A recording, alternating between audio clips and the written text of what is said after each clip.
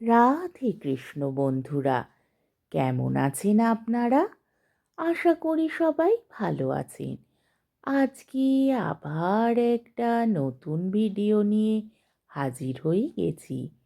ভিডিওটি শেষ অবধি দেখার অনুরোধ রইল। আজকের গল্প বিভূতিভূষণ বন্দ্যোপাধ্যায়ের ব্ল্যাক মার্কেট দমন করো। চিঠিখানা পাইয়া বড়ই রাগ হইল। সকালে চা পান করিয়া সবে সেরেস্তায় আসিয়া বসিয়াছি, আর অমনি পিয়ন আসিল। ঘড়িতে দেখিলাম মাত্র 8টা। বলিলাম, আজ এত সকালে? পিয়ন বলিল, না বাবু, সকাল আর কই, আপনার দুটো মানি অর্ডার আছে। ভাবলাম আগে বিলি করে তবে অন্য জায়গায় যাই। একটু পরে মক্কেলের ভিড় হলে তখন আপনি ফুরসত পাবেন না হয়তো। নিন, সই দুটো করে দিন। 50 টাকা আর 28 টাকা 11 আনা। মক্কেলদের টাকা অবশ্য, কোটের খরচ। বিজন মোহরীকে ডাকিয়া বলিলাম, দেখো তো এসমাইল বদ্যি বাদী ফজলুল গাজী বিবাদী কেসের তারিখটা কত? বিজন আমাদের সেরেস্তায় অনেক দিনের মোহরি, আমারও আমার দাদার। আমার পূজ্যপাদ পিতৃদেবের আমল হইতে উহারা এখানে আছে। বিজনের বাবা রামলাল চক্রবর্তী আমার স্বর্গীয় পিতৃদেবের মোহরি ছিলেন। আমাকেও আমার দাদাকে কোলে পিঠে করিয়া মানুষ করিয়াছিলেন। বিজনের সঙ্গে বাল্যে খেলাধুলা করিয়াছি। আবার সেই বিজন আমাদের সেরেস্তায় মোহরিগিরি করিতেছেও আজ 22 বৎসর। খুব হুঁশিয়ার লোক। বিজন খাতা দেখিয়া বলিল, 22শে আগস্ট। কত টাকা পাঠিয়েছে ইসমাইল? 28 টাকা 11 আনা। ফেরত দিন মানি অর্ডার। সই করবেন না বাবু? কেন? আপনার 4 টাকা আর কোর্ট ফির তরুণ আমার কাছে ধার 2 টাকা, ওর মধ্যে ধরা নেই, ঠিক তো? ঠিক বাবু, এই দেখুন খাতা। লিখিয়া দিলাম রিফিউজড। অন্যটি সই করিয়া লইলাম। মোহরীকে বলিলাম, টাকা দেখে নাও। ভোজু চাকর আসিয়া বলিল, বাবু, বাজারের টাকা। দাদার কাছে নিগে যা। তিনি বাড়ি নেই, বেরিয়ে ফেরেননি এখনো। মা ঠাকুরন বলে দিলেন মাছ 1 সের আর মাংস 1 সের লাগবে। মাংস আবার কি হবে আজ? আহ, বিরক্ত করলে সব। খরচ করে সব উড়িয়ে দিলে। রোজ মাংস। নিয়ে যা একখানা নোট। বিজন একখানা 10 টাকার নোট দাও তো ফেলে এদিকে। দুধের 3 টাকা শোধ করে দিয়ে আসবি আজ, বুঝলি? পিয়ন হাসিয়া বলিল, বাবু, আপনাদের বড় সংসারে আপনারা যদি রোজ মাংস না খাবেন তো খাবো কি আমরা? আপনাদের দিয়েছেন ভগবান খেতে, আপনারা খাবেন না? ও 2.5 টাকা মাছের শের হলেও আপনাদের গায়ে লাগে না, 3 টাকা হলেও আপনাদের গায়ে লাগে না। আমরা 1 টাকাতেই মরি। পিয়ন ও চাকর চলিয়া গেল। যাইবার সময় আমার ইঙ্গিতে বিজন পিয়নকে একটা সিকি ফেলিয়া দিল। দুজন চাষি লোক ঘরে ঢুকিয়া বলিল, বাবু ছালাম। শরৎবাবু উকিলের বাড়ি কি এডা? হ্যাঁ, কেন? একটা মকদ্দমা আছে বাবু, আর্জি করে দিতে হবে একটা। কি কেস? কোথায় বাড়ি?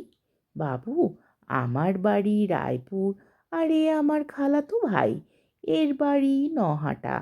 আমাদের একটা আমবাগান ছিল, তা আমার চাচা হবিবর শেখ। মক্কেল জটিল গল্প ফাঁদিবে বুঝিয়া বিজন মোহরীকে বলিলাম, এদেরকে শোনো। আমি ততক্ষণ ডাকের চিঠিগুলো দেখিনি। খবরের কাগজখানা চোখ বুলিয়ে যাই। যাও, তোমরা ওদিকে যাও। টাকা এনেছো সঙ্গে? হ্যাঁ বাবু। কত টাকা? আর্জি করার ফি 6 টাকা লাগবে। সব জিনিসের দাম বেড়েছে, 4 টাকায় আর হবে না। তা দেখো বাবু, যা লাগে।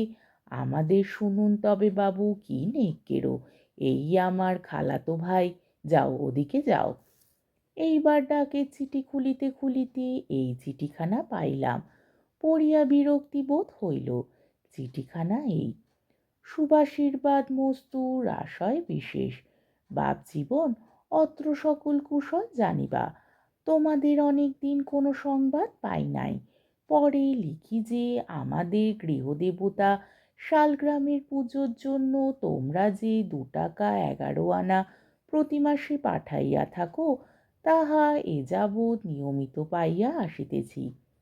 কিন্তু লিখি যে বর্তমান অবস্থায় সকল জিনিস আকড়া।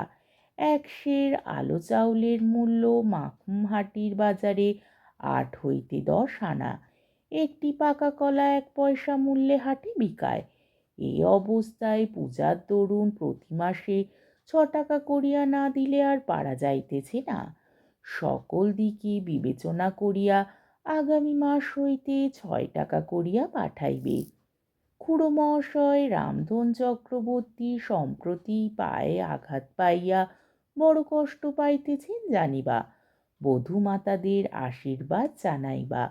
ইতি নিত্যাশীর্বাদ বাদক হরিসাধন দেব শর্মা, সাংবাহিরগাছি, বর্ধমান জেলা।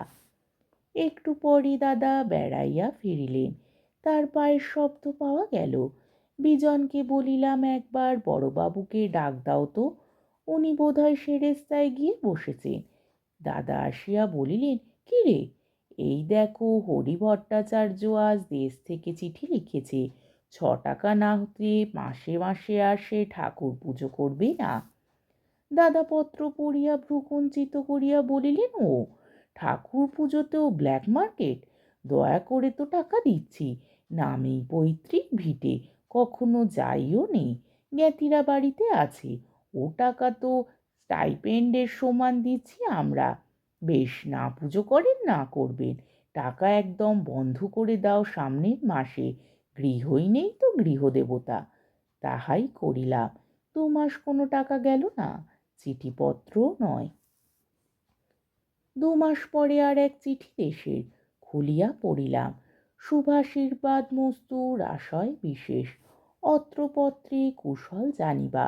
পরে লিখি যে, বাবা জীবন, তোমাদের পৈতৃক গৃহদেবতা শালগ্রাম সেবার জন্য যে 2 টাকা 11 আনা করিয়া মাসে মাসে পাঠাইয়া থাকো, তাহা আজ 2 মাস বন্ধ হওয়ার কারণ কিছু বুঝিলাম না। আমরা তোমাদের বংশের কুলপুরোহিত।